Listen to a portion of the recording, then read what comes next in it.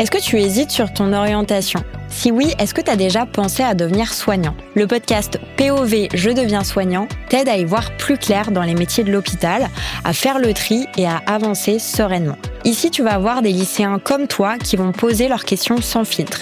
Quelles études ? Quel rythme ? Comment se passent les stages ? À quoi ressemble le quotidien à l'hôpital ? Et des étudiants vont y répondre. Des étudiants des écoles et des instituts de formation paramédicaux qui sont tout juste passés par ces étapes vont partager leur vécu, leurs conseils, leurs galères aussi et leurs réussites. Alors, prêt à les écouter ?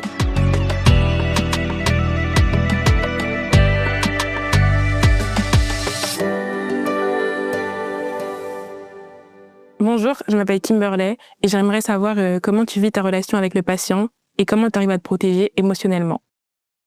Donc du coup, c'est vrai que nous, en tant que manip, on peut être confronté à effectivement des événements qui sortent de l'ordinaire du déroulement de l'examen. Tout à fait. Je prends par exemple au scan, on est amené à injecter des produits aux patients par voie veineuse. Ça arrive de temps en temps où la veine, elle pète, elle se rompt, elle lâche.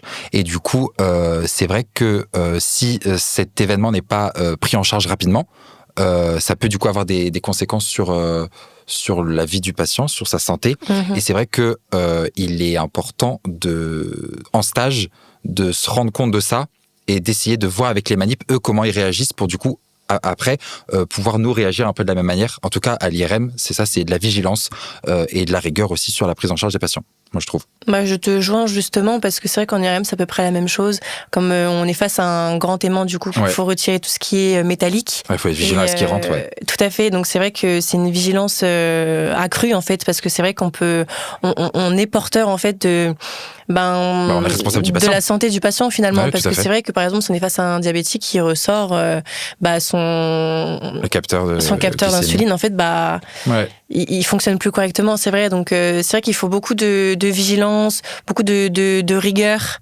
Faire attention et s'adapter aux différents types de patients, différentes pathologies.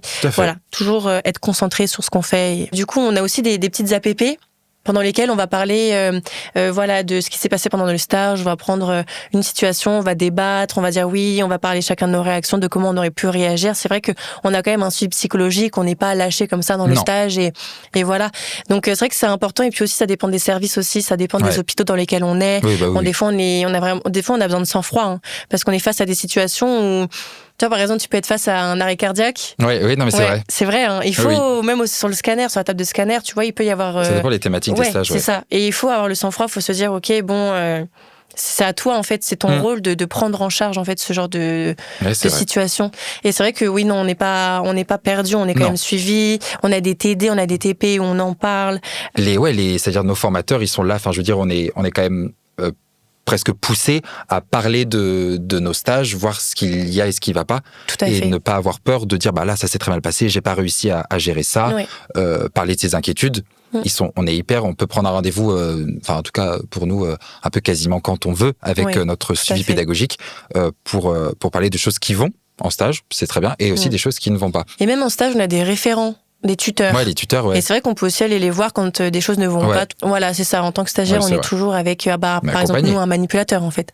Voilà, il y a toujours une personne avec nous. Et c'est vrai que pour gérer, du coup, pour la gestion du stress en tant que manip quand on est en stage, en fait, je pense qu'on est super vigilant sur comment les gens réagissent, sur comment les soignants font. Du coup, voilà, c'est du mimétisme. On se dit, ça, du coup, j'ai bien aimé comment elle a réagi. Voilà. Tout à fait.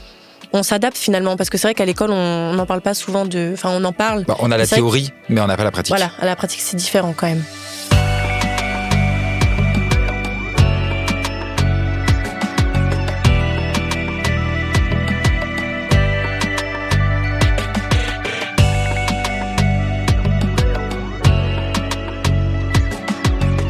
Cet épisode t'a plu ? Abonne-toi au podcast et découvre d'autres métiers de l'hôpital. À bientôt!